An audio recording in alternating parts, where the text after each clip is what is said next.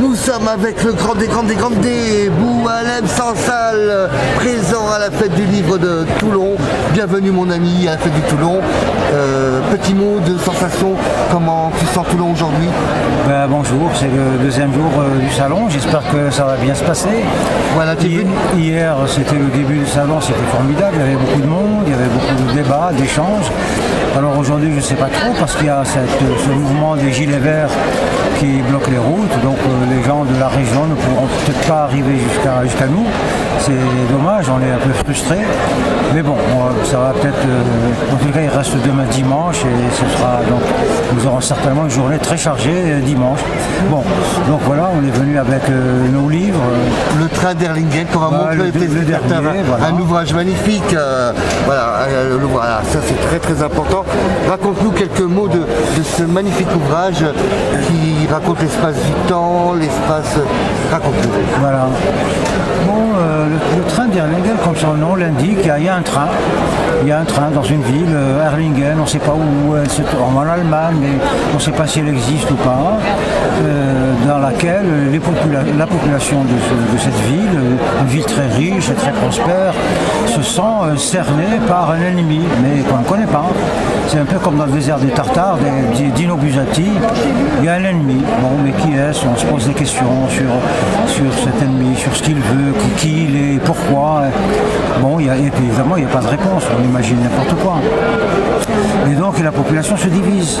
Il y a ceux qui disent, les lâches, les gens qui disent oh non, il faut fuir, la capitale va nous envoyer un train, on va se sauver, on va abandonner la ville. Voilà, c'est les lâches. Et puis il y a ceux qui disent mais pas du tout, il faut se battre, il n'y a pas de raison, on va se mobiliser, on va organiser la défense et voilà, on va chasser l'ennemi s'il ose nous attaquer. Et puis il y a ceux qui sont toujours entre les deux, qui disent non, on peut négocier, on peut lui faire une petite place, cet ennemi, trouver un arrangement avec lui. Voilà, le roman se passe comme ça, dans cette ville, mais bon, il y a une deuxième partie à ce roman où on imagine aussi ce qui se passe en France, notamment dans certains quartiers. Je ne sais pas, une partie de ce roman se passe dans le 9-3, dans la région parisienne, où les gens, là, bon, il y a une communautarisation de la ville, des gens qui se déplacent, voilà, qui se posent des questions sur leur avenir. Voilà, c'est ça le train d'Erlingen, c'est des questionnements face à l'inconnu, un ennemi, supposé ennemi. Qui est le temps aussi dans cette histoire où tout s'affronte dans à peu près le questionnement humain philosophique.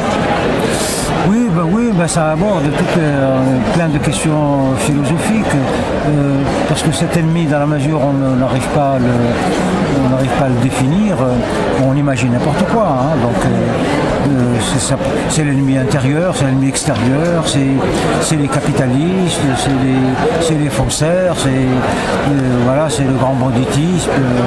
Donc en fait on accuse à peu près tout ce qui va mal dans le monde, on le pose comme étant un ennemi.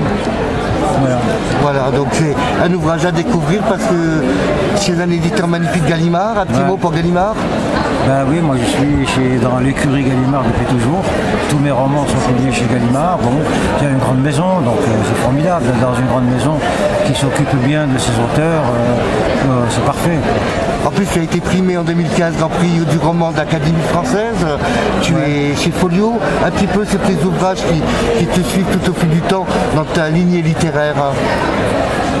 Les prix c'est important, et pas du tout, c'est important, bon ça donne plus de visibilité, on est plus connu, on est plus...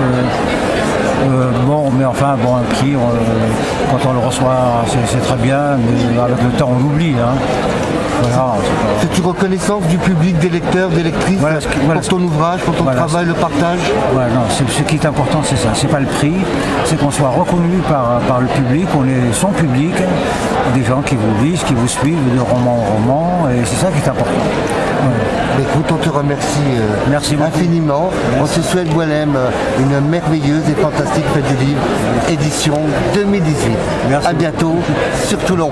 On dit un proverbe toulonnais, Toulonnais un jour, Toulonnais toujours. Okay. On te souhaite. À bientôt, mon ami.